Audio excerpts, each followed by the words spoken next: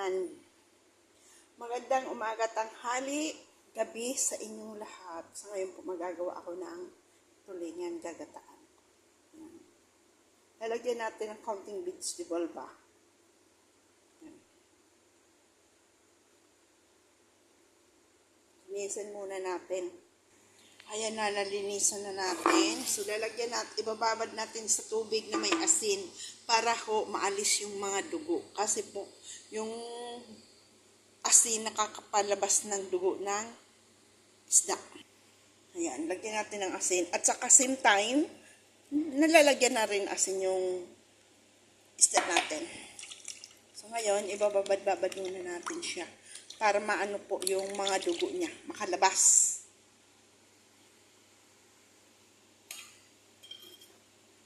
Natin lutuin. Pinagtatlok po yan. Sa akin lang naman yan. Okay na yan. Ito na ho, naihanda ko na. Tingnan nyo ho, yung, di ba lumabas yung, niya, yung dugo niya. So, hugasan pa natin yan. At same time, naasina na yung isda natin. Nababad natin sa isda. Ayan na po ang ating kailanganin.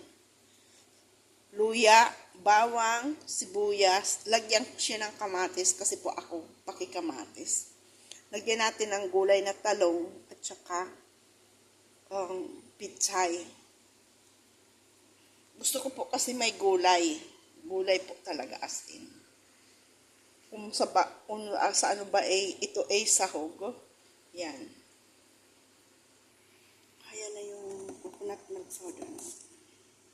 So, ngayon, igigisa-gisa ko muna kasi mas maganda yung igigisa-gisa para lumabas yung aroma.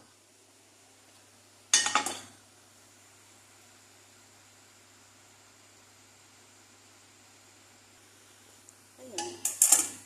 Ganyan natin muna yung luya.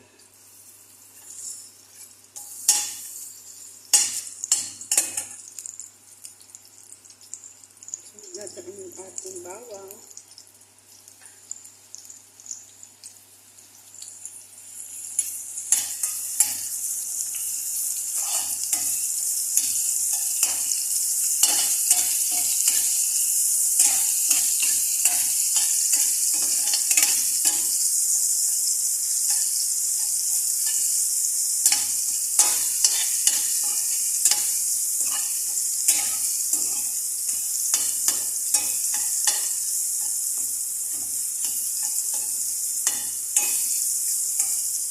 Para lumabas po ang aroma ng ating niluluto.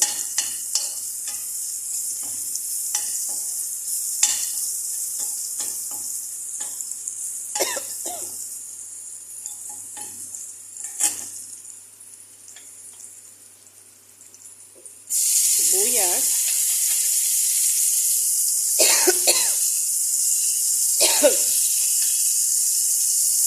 At ang lalamunan ko, pasensya na po.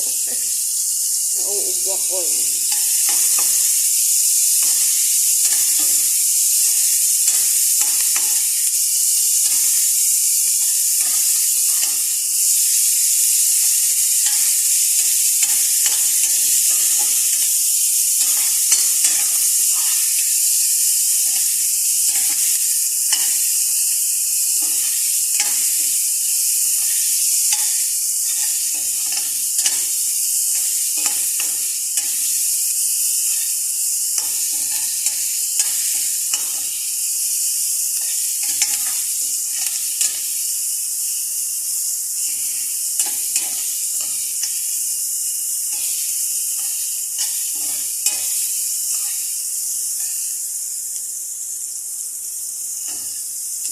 Nakikiusap po ako at nakikisuyo na sana po tulungan niyo po ako mapalago ang YouTube channel ko.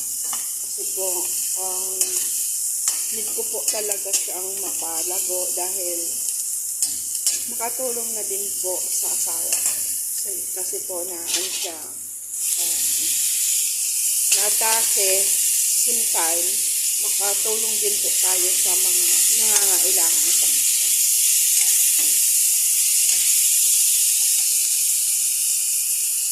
Kaya po Usap po ako sa inyo. Sana po tulungan niyo rin po ako na mapalago ang aking YouTube.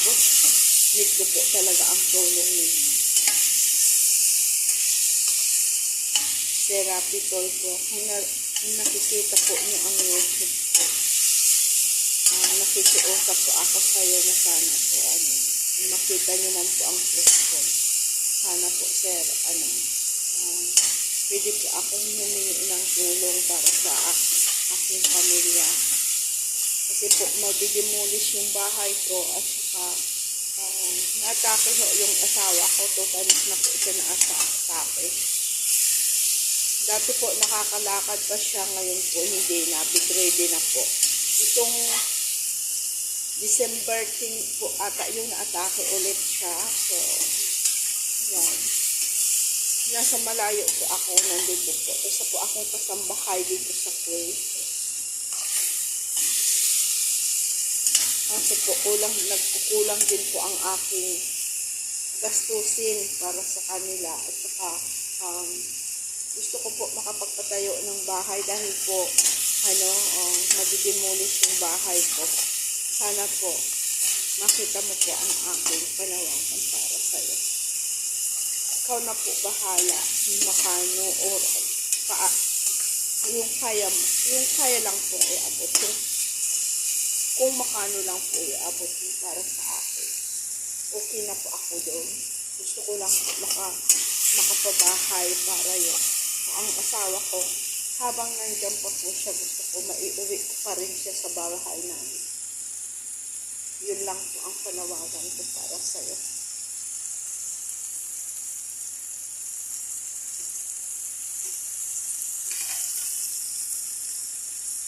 Pakiusap ko sa iyo.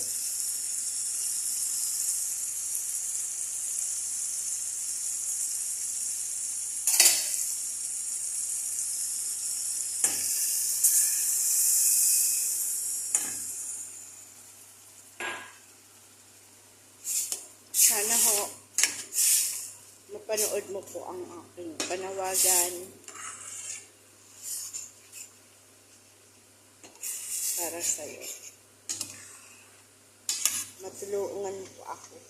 Alam ko po na may ginito ang puso ka at saka po alam ko rin po na matulungin ka sa aming mga OFW.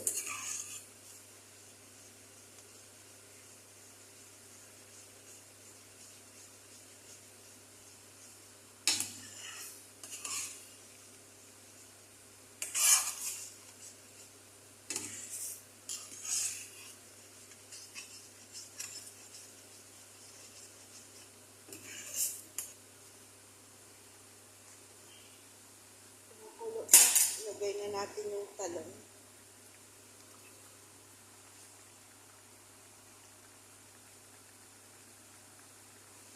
Lalagyan ko po pala itong sili, kalimutan.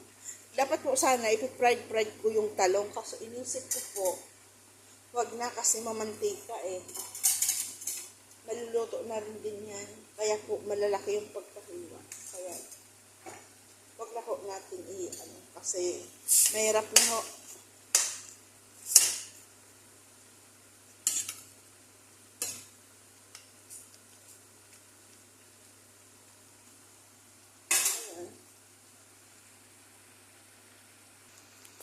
Natin na ang 3 sili.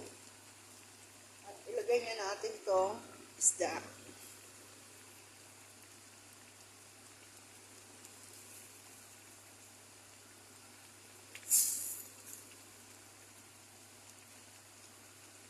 Yung ng isda. Laman loob.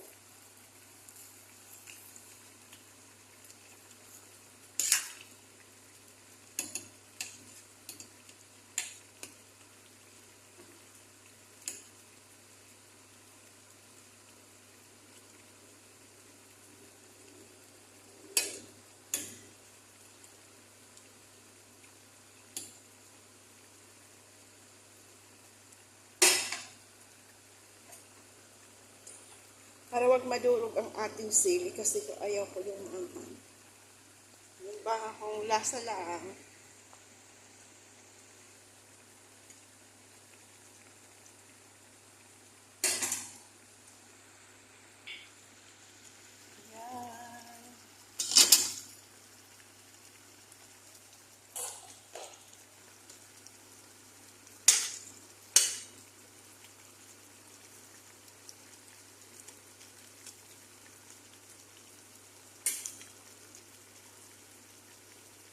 Kaya ako madurugis kasi yung sili. Kaya po, binababaw ko eh.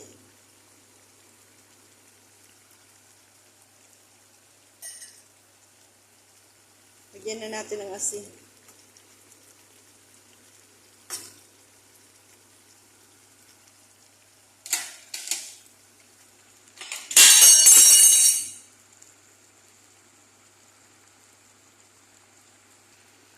Nilagyan ko po siya ng paminta. So, ngayon, lagyan na natin ng bitsin.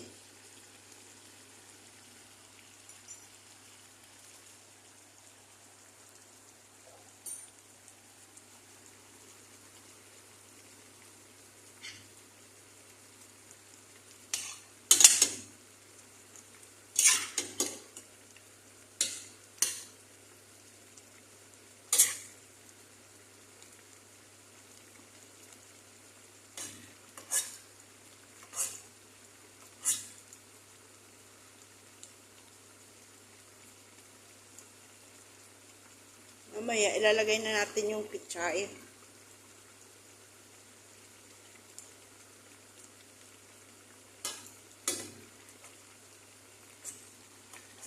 Masarap niyan. Huwag natin ubusan sabaw para may maisabaw-sabaw tayo sa kanin. Yun po ang purpose ko niyan. Ayaw kung wala siyang sabaw-sabaw para may ano tayo sa kanin. May sabaw-sabaw ba?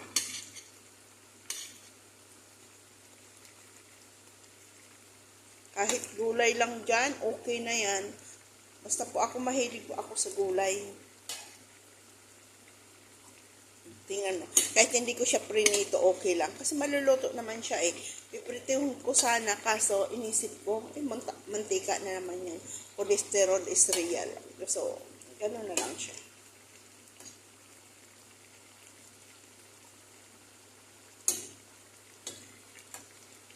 Mag-iwas tayo sa mga mamantika kasi hindi na tayo pabata ay kahit sana ano pa tayo bata-bata pa tayo, kailangan natin mag-iwas tayo sa mamantika.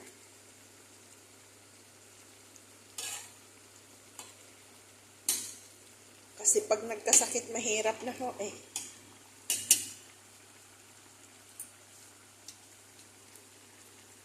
Mahirap pag nagkasakit tayo. Walang ibang magagastos tayo din. At tayo lang din naman ang gumagawa ng sakit natin. Kasi alam natin na masama, kakainin pa natin. So mag-ingat-ingat po tayo.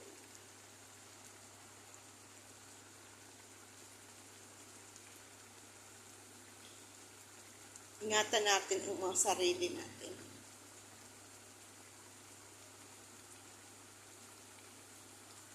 Tulad ngayon, yung asawa ko, dati grabe po yun sa inom ngayon. Oh, ayaw magpasabi, ayaw magpaawat. O ngayon, anong nangyari? Ako yung nahirapan. Kaso hindi mo na pwedeng siyang, ayaw ko na rin siyang sisihin kasi nandyan na yan eh. Baka kung ano pa maisip ng masama, maisip niyang masama. Kaya, nandiyan na yan eh. Tanggapin na lang natin ang katotohanan. Higa nga anumang pagsubok ating makakayanan.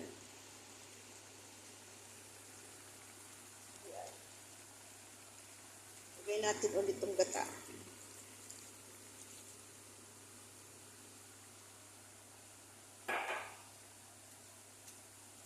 Lagay natin itong pichay.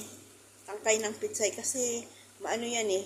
Medyo matigas-tigas yan. Kaya lagay na natin siya. Huli na lang natin ilagay yung dahon. Para yung talong, ayaw ko ho maduro. Babaw naman natin tong sili.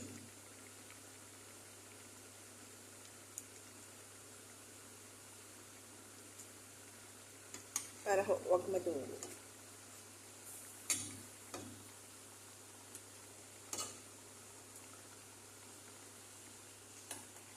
Masarap niyan.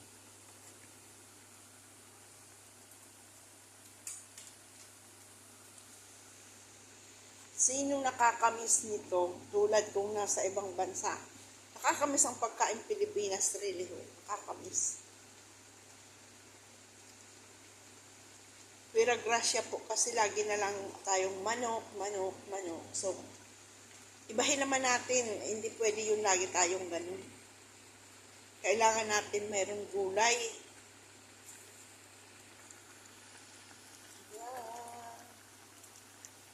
Sarap na ho nito.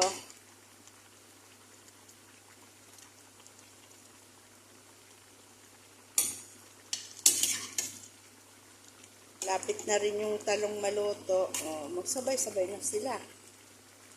Diba?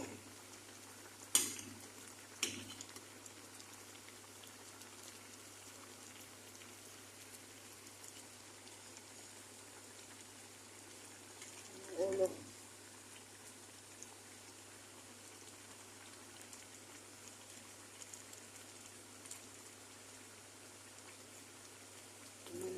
Isang hiwa.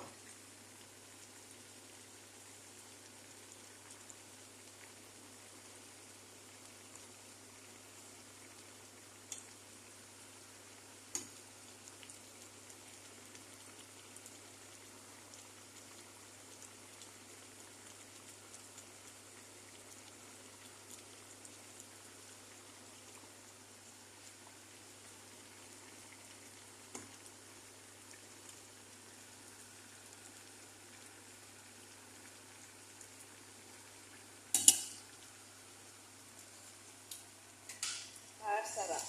Bigyan natin yung pitsahin.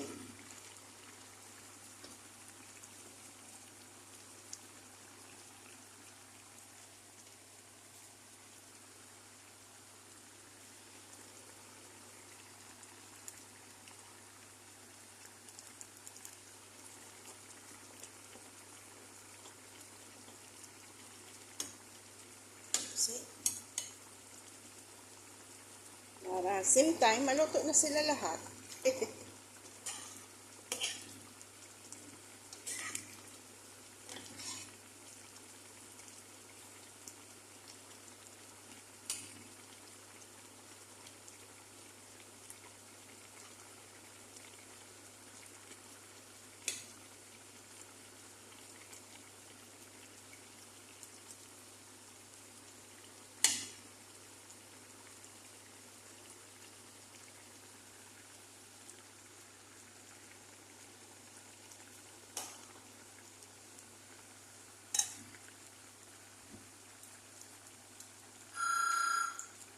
May nagtatawag. Nagtanong kung isinama ko raw siya sa lunch pagkain. Ay, syempre naman.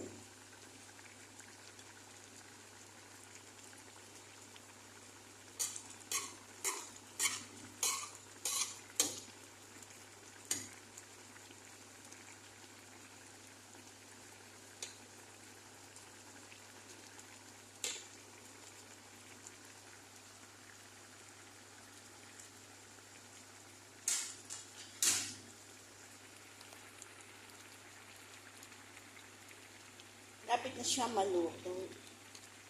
Painaan natin para painin na lang siya. Para hindi madurog ang ating mga kulay. Same time ang ating sabaw hindi maubos. Sarap na.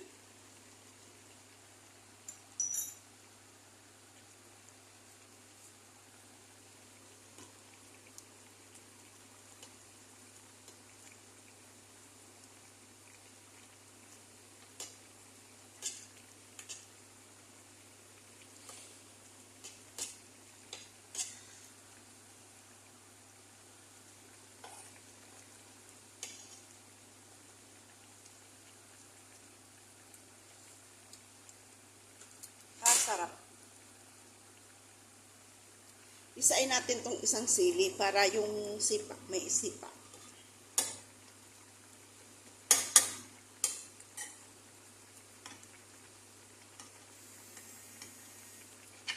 Si Calvo nagtatawag na din.